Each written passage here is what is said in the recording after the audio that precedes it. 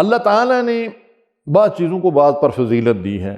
مثلا ارشاد فرمایا تلک الرسل فضلنا بعضهم علی بعض، یہ رسول ہیں جن میں سے ہم نے بعض کو بعض پر فضیلت عطا کی ہے۔ اللہ تعالیٰ نے ہفتے کے دنوں میں جمعہ کو فضیلت عطا کی ہے اور مہینوں میں رمضان کو فضیلت دی ہے۔ اسی طرح قرآن مجید کل کا کل عظمت اور فضیلت والا کلام ہے، لیکن اللہ تعالیٰ نے اس کی بعض صورتوں کو خاص فضیلت اور عظمت سے نوازا ہے، جن میں سے بعض کا ہم تذکرہ کریں گے، اور ان سب کا ذکر جو ہے وہ حدیث میں ملتا ہے۔ سب سے پہلے نمبر پہ سورۃ الفاتحہ ہے۔ نبی صلی اللہ علیہ وسلم نے فرمایا قسم ہے اس ذات کی جس کے قبضہ قدرت میں میری جان ہے، فاتحہ جیسی سورت نہ تورات میں نازل کی گئی نہ زبور اور انجیل میں۔ یہ 7 آیتیں ہیں جو مجھے دی گئی ہیں اور یہی قرآن عظیم ہے۔ امام ترمذی نے اس کو روایت کیا ہے۔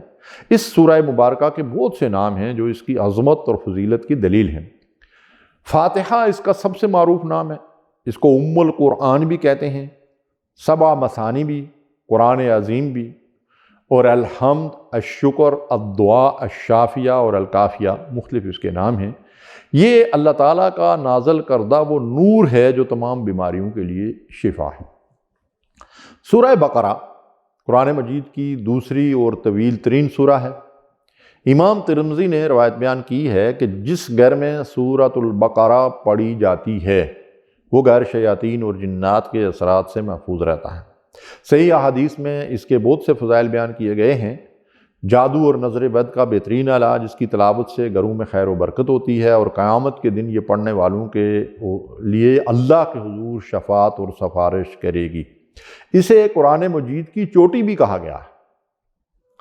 اور بعض روایات سے یہ بھی پتہ چلتا ہے کہ اگر کوئی آدمی بیمار ہو، کسی طرح کی بھی بیماری ہو، تو وہ اگر ایک نشست میں اس سورہ مبارکہ کو مکمل پڑھ کے اپنے اوپر دم کرے، پانی کو دم کر کے اسے پیے، تو انشاءاللہ شفا ہوگی۔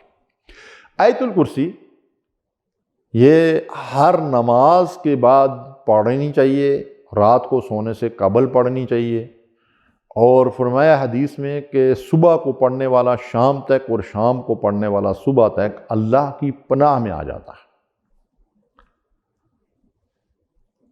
قرآن مجید میں رسول اللہ صلی اللہ علیہ وسلم پر جو قرآن نازل ہوا اس میں 2 آیتیں بڑی اہم ہیں۔ ایک یہ آیت الکرسی اور دوسرا سورہ بقرہ کی آخری آیات۔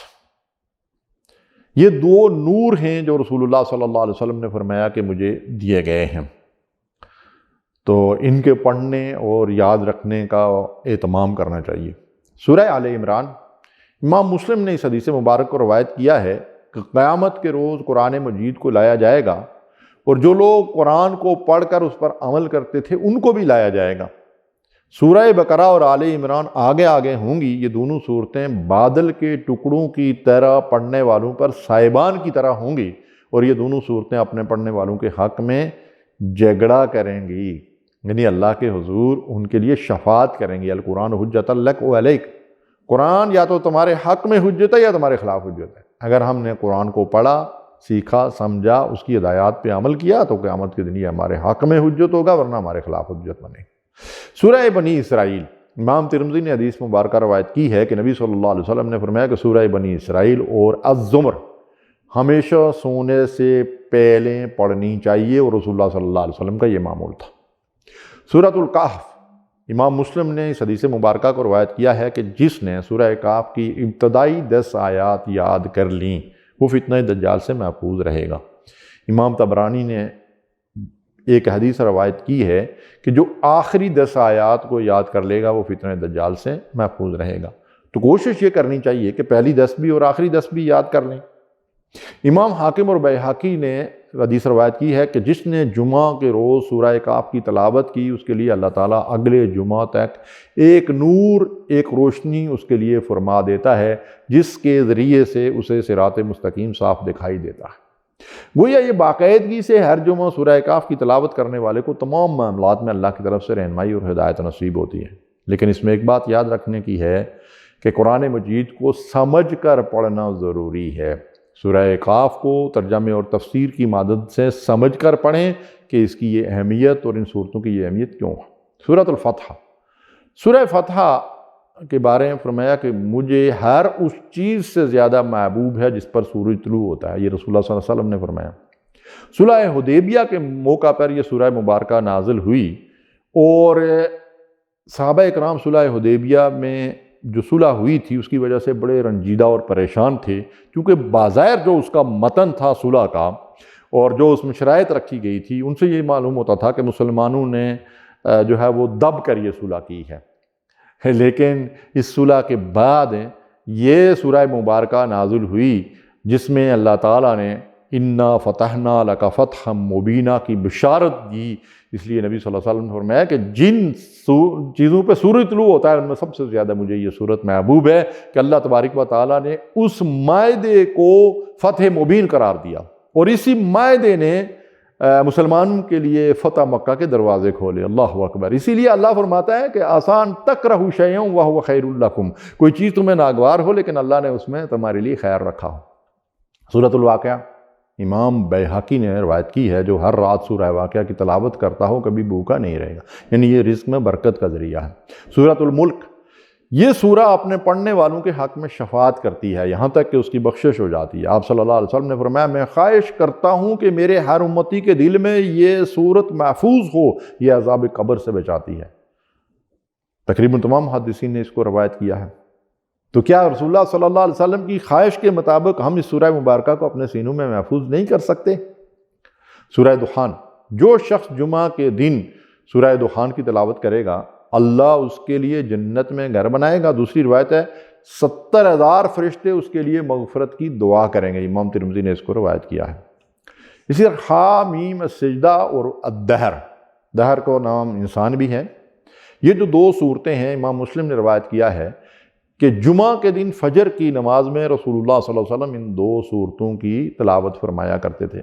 اسی طرح سورۃ الاعلیٰ اور غاشیہ ہے، نبی صلی اللہ علیہ وسلم جمعہ عیدین کی نمازوں میں ان صورتوں کی تلاوت فرمایا کرتے تھے، اور اسی طرح وتر کی پہلی رکعت میں سورۃ الاعلیٰ اور دوسری میں کافرون اور تیسری میں اخلاص، یہ رسول اللہ صلی اللہ علیہ وسلم کا معمول تھا۔ اب اس کے بعد آتی ہیں مسبحات، وہ صورتیں جن کی ابتدا سبح یسبح سے ہوتی ہے۔ اس میں بنی اسرائیل، الحدید، الحشر، الصف، الجمعہ، تغابن اور الاعلیٰ، یہ 7 مسبحات بھی کہلاتی ہیں جو سبحان یا یسبح اور سبحہ سے شروع ہونے والی صورتیں ہیں۔ رسول اللہ صلی اللہ علیہ وسلم نے فرمایا کہ ان صورتوں میں ایک آیت ایسی ہے جو 1000 آیات سے بہتر ہے۔ اللہ اکبر۔ لیکن کون سی ہے وہ آیت؟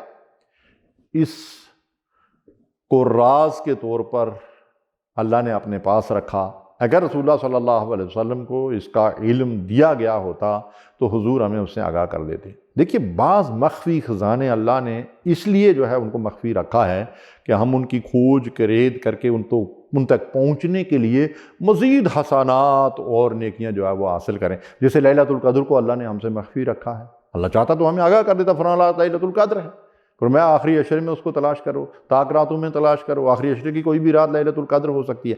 اس طرح ان مسبحات والی صورتوں کے اندر ایک آیت 1000 آیات سے بہتر ہے، اس کی جستجو کے لیے ان تمام صورتوں کی تلاوت جو ہے وہ کرنی چاہیے۔ اس طرح سورہ کافرون اور سورہ اخلاص ہے۔ کافرون کے بارے میں روایت میں آتا ہے کہ کافرون 1/4 قرآن کے برابر ہے اور اخلاص 1/3 قرآن کے برابر ہے۔ فجر کی سنتوں میں رسول اللہ صلی اللہ علیہ وسلم پہلی رکعت میں سورہ کافرون اور دوسری میں سورہ اخلاص پڑھا کرتے تھے۔ اسی طرح بیت اللہ کے طواف کے بعد جو 2 رکعت نماز پڑھی جاتی ہے جس کو اکثر علماء واجب طواف کہتے ہیں، تو اس میں بھی پہلی رکعت میں سورہ کافرون اور دوسری میں سورہ اخلاص پڑھنی چاہیے۔ ایک لشکر کی روانگی ہوئی اور لشکر کے جو قائد تھے وہ تمام نمازوں میں اپنی قرأت جو ہے وہ سورہ اخلاص پہ ختم کرتے، یعنی کہیں سے بھی قرآن کا حصہ پڑھتے اور اس کے بعد سورہ اخلاص پڑھ کے پھر رکوع کرتے۔ واپسی پر جب لوگ واپس آئے، لشکر واپس آیا، تو لوگوں نے نبی صلی اللہ علیہ وسلم سے شکایت کی کہ ان کا یہ معمول تھا اور ہم نے ان سے کہا کہ آپ ایسا کیوں کرتے ہیں، تو انہوں نے ہماری بات نہیں مانی۔ تو ان کو اللہ کے نبی صلی اللہ علیہ وسلم کی خدمت میں لایا گیا تو اللہ کے رسول صلی اللہ علیہ وسلم نے ان سے پوچھا کہ تم ایسا کیوں کرتے تھے؟ تو انہوں نے کہا کہ اس میں رحمان کی جو صفت بیان ہوئی ہے سورہ اخلاص کے اندر، جی اللہ کی توحید جو بیان ہوئی ہے، اس کی عظمت کی وجہ سے میں اس صورت سے محبت رکھتا ہوں، اور اس محبت کی وجہ سے میں اس کو ہر رکعت کے اندر تلاوت کرتا ہوں۔ کیا فرمایا اللہ کے رسول صلی اللہ علیہ وسلم نے؟ پھر اللہ تعالیٰ کی صفت سے اگر تم محبت کرتے ہو تو اللہ بھی تم سے محبت کرتا ہے، یہ بشارت دی ان کو۔ اسی طرح معوذات ہیں، معوذات جو ہے اخلاص، فلق اور ناس، تینوں کو معوذات کہتے ہیں، اور آخری دو صورتوں کو معوذاتین۔ تو یہ جو ہے تمام بیماریوں کے لیے بھی ان کو پڑھ کر دم کیا جاتا ہے۔ رات کو سونے سے پہلے ان صورتوں کو، آیت الکرسی کو اور بقرہ کی آخری آیات کو پڑھ کر ہاتھوں پر پھونک کر پورے جسم کے اوپر 3 مرتبہ پھیرنا، یہ رسول اللہ صلی اللہ علیہ وسلم کی سنت ہے۔ اسی طرح فجر اور مغرب کی نماز کے بعد ان تینوں صورتوں کو 3 مرتبہ پڑھنا، اور ہر نماز کے بعد 1 مرتبہ پڑھنا، یہ بھی سنت ہے۔ اللہ تبارک و تعالی ہمارے دلوں میں قرآن کی ایسی محبت پیدا کر دے کہ ہم قرآن مجید کو سمجھ کر پڑھیں، تاکہ ہمیں اس کی خیر و برکت حاصل ہو۔